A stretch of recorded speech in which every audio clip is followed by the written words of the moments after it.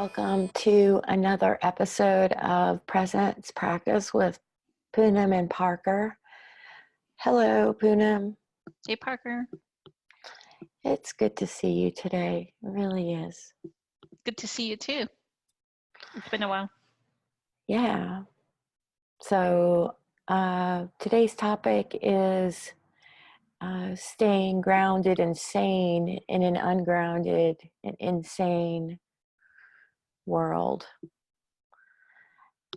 The first tip for this is to also recognize the flip side of that, which is that there's also an awful lot of sanity arising in me and you and around the world. Lots of, it's all in perfect order. And in this snapshot in time, this is what we have. So the flip side of an insane world is the sane world. So we're kind of all on this ship together. And also, it's a beautiful miracle that we're on this planet together at this time, doing this work. So saying yes to every moment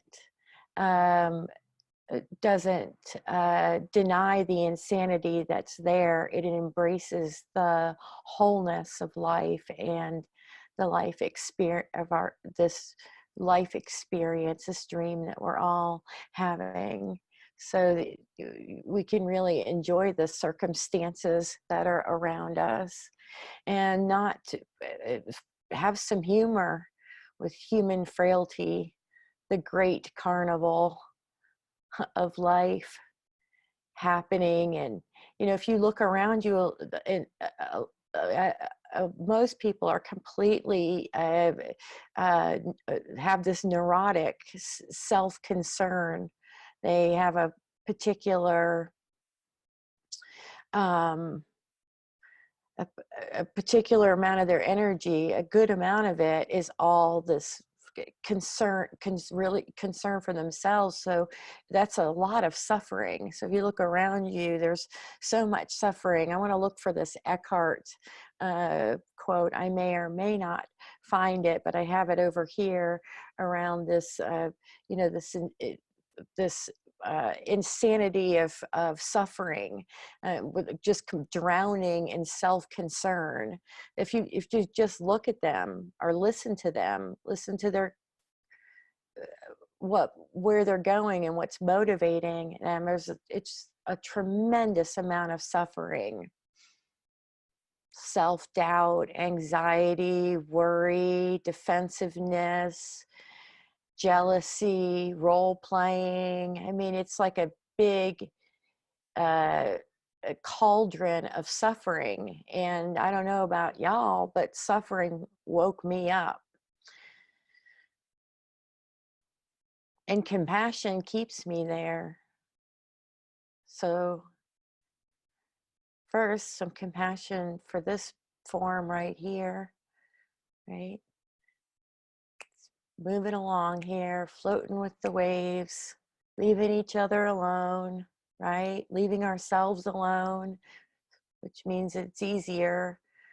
And then then life isn't exhausting anymore. It's, it's feeling like, what's the point anyway? Everybody around me is insane. I'm insane.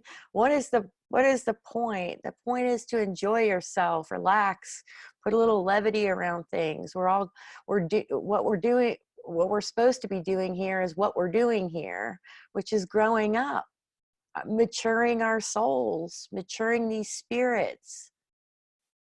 For what? We don't know, really.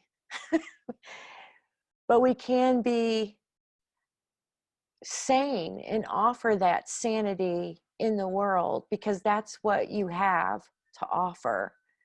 Your Lao Tzu, it's the Lao Tzu. Let me tell you what he said.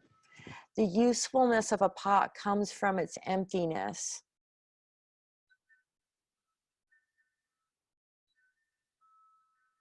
The usefulness of a pot comes from its emptiness. So that's how we become sane. What do you think of that Lao-Tzu um, sentence?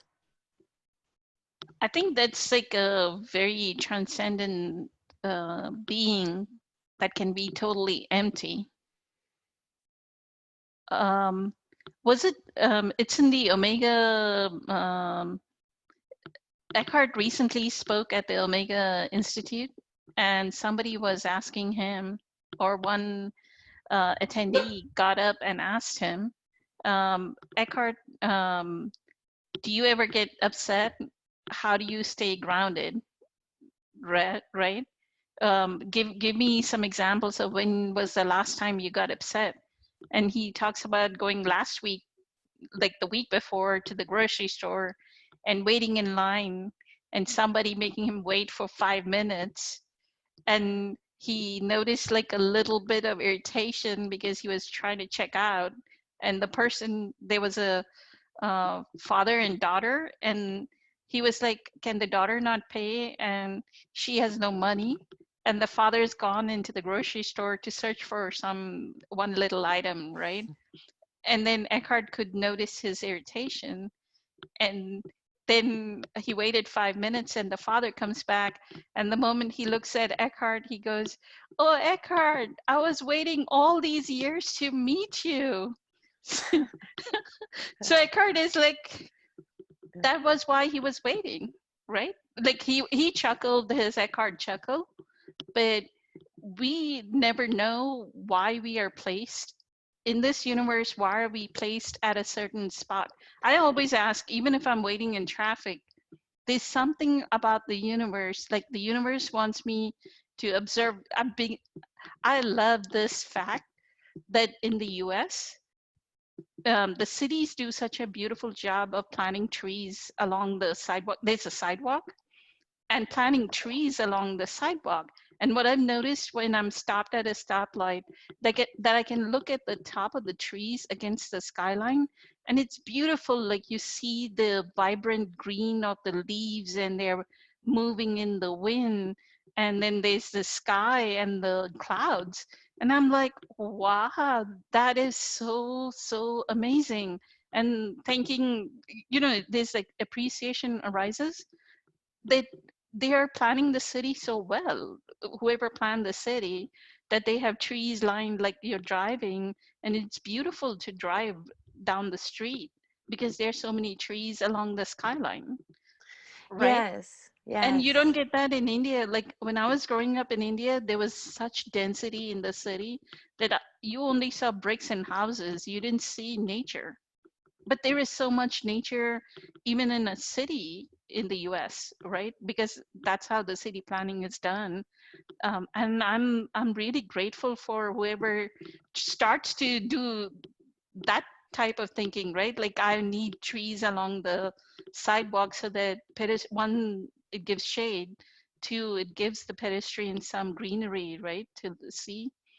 So yeah, that's what humanity is about. The little things, if you can appreciate and have gratitude for, and have the joy of being, right? Just joy of being conscious.